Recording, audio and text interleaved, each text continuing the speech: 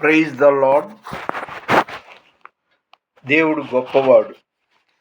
ఈ లోకంలో నా ఆస్తి దేవుడే, నా బలం దేవుడే.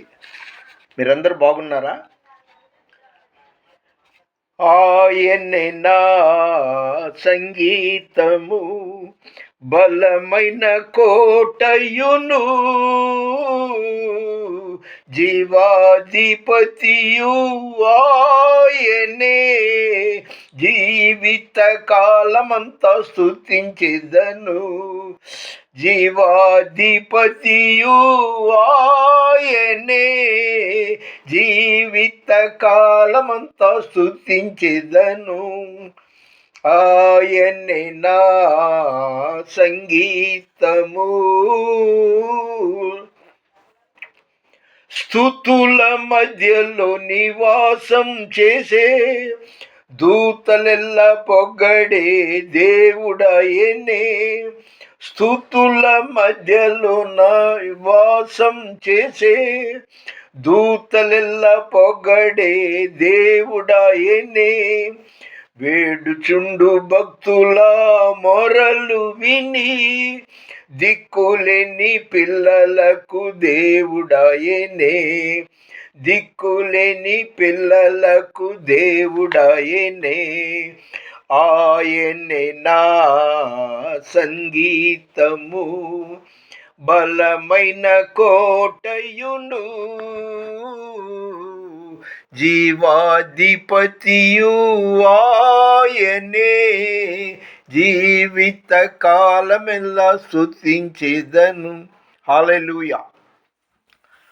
आज 19 तारीख जनवरी 2020 पर 6 बरस సోమవార్. ఓహో, హిందీలో మాట్లాడుతున్నా కదా.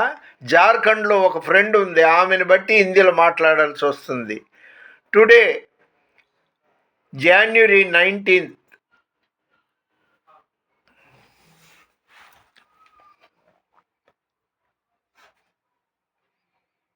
2026 మండే మార్నింగ్ 10 o'clock.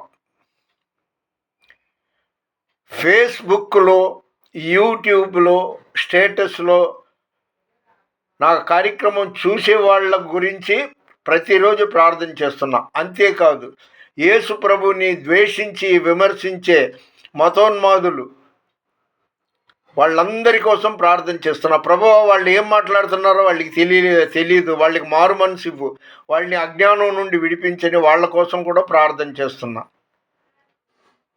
ఈరోజు దేవుని వాగ్దానం లేవీకాండం 26వ అధ్యాయం 4వ వచనం. మీ భూమి ఫలించి పంటనిచ్చును,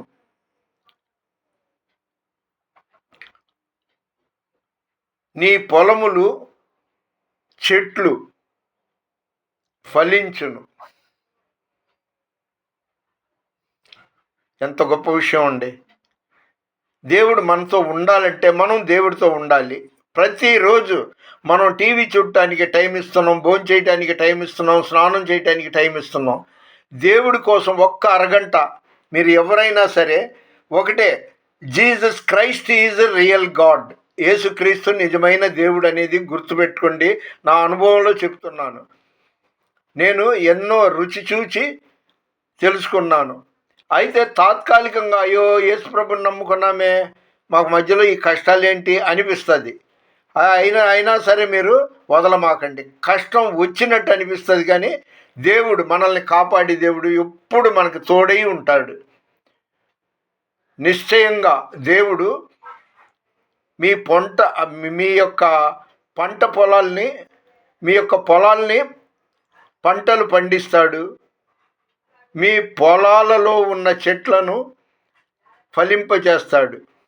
నిశ్చయంగా యేసు నామంలో నీవు కోరుకున్న వాటికంటే, ఊహించు వాటికంటే అత్యధికంగా నీ కోరికలన్నీ దేవుడు నెరవేర్చునుగాక.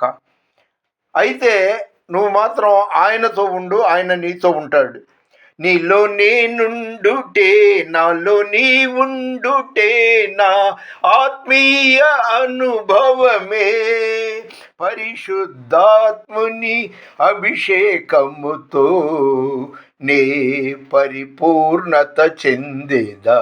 ఆహా నా ధన్యత, ఓహో నా భాగ్యము, ఏమని వివరింతును,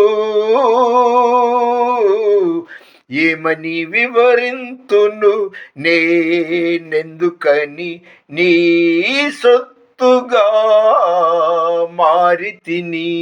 హల్లెలూయా. మన వినికిడిలో దేవుడు కొన్ని మాటలు దీవించునుగాక. ప్లీజ్ దయచేసి లైక్ చేయండి, షేర్ చేయండి, సబ్స్క్రైబ్ చేయండి. God bless you.